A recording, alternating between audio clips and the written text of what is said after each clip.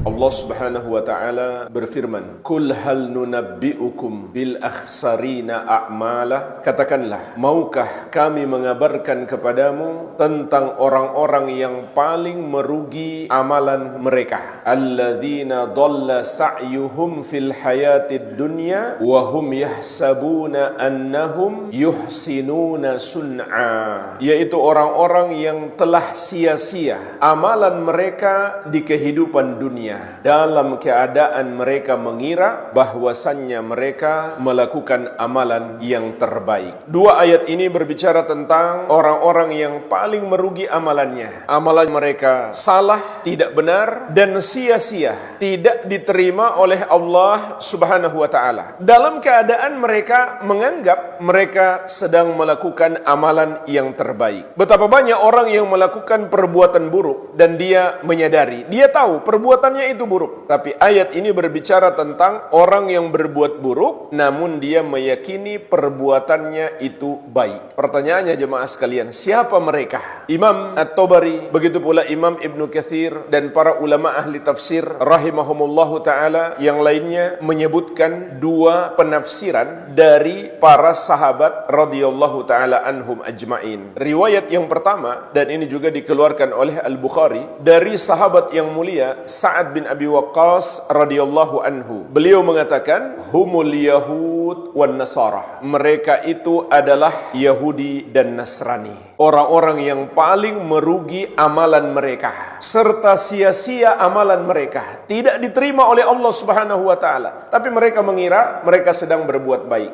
Dan apabila Yahudi dan Nasrani amalan mereka sia-sia, maka non-muslim selain Yahudi dan Nasrani itu lebih parah lagi kalau begitu. Kenapa? Karena dari semua non-muslim, Yahudi dan Nasrani yang paling mending. Buktinya, sembelihan Yahudi dan Nasrani, kalau mereka baca bismillah, kita boleh makan. Allah Subhanahu wa taala mengatakan, "Wa ta'amul ladzina utul kitab hillul lakum." Sembelihan ahlul kitab, yaitu Yahudi dan Nasrani, halal bagimu. Tapi sembelihan non-muslim selain Yahudi dan Nasrani, meskipun mereka baca bismillah, tidak halal bagi kita. Seperti Hindu, Buddha, komunis, ateis, Konghucu, semuanya. Maka apabila Yahudi dan Nasrani amalan mereka sia-sia meskipun mereka menganggap itu baik, kalau begitu non-muslim selain mereka lebih parah. Riwayat yang kedua dari sahabat yang mulia Ali bin Abi Thalib radhiyallahu anhu. Kata beliau, humul haruriyah. Yang dimaksud dalam ayat ini, orang-orang yang paling merugi amalannya adalah al-haruriyah. Siapa yang dimaksud haruriyah? Kata Imam At-Tabari rahimahullah dalam tafsir beliau, kaum Khawarij, golongan pertama di dalam Islam yang berbuat bid'ah. Selang beberapa waktu muncul golongan yang kedua, golongan Syiah. Ini dua golongan pelaku bid'ah pertama di dalam Islam dan yang paling sesat. Imam Ibnu Katsir rahimahullah memberikan kesimpulan, wa inna ma hiya ammatun. Sesungguhnya ayat ini berlaku umum. Fi kulli man abadallaha ala ghairi tariqatin mardiyah. Untuk setiap orang yang beribadah kepada Allah tidak sesuai dengan cara yang Allah ridhoi. Yahsabu annahu musibun fiha. Meskipun dia mengira bahwa dia telah berbuat benar padanya. Wa anna amalahu makbulun. Dan bahwasannya amalannya akan diterima. Wa huwa mukhti. Padahal dia salah. Wa amalahu mardudun. Dan amalannya tertolak. Jadi amalan yang diterima, kata Imam Ibnu Katsir rahimahullah, apabila dilakukan dengan cara yang Allah ridhoi.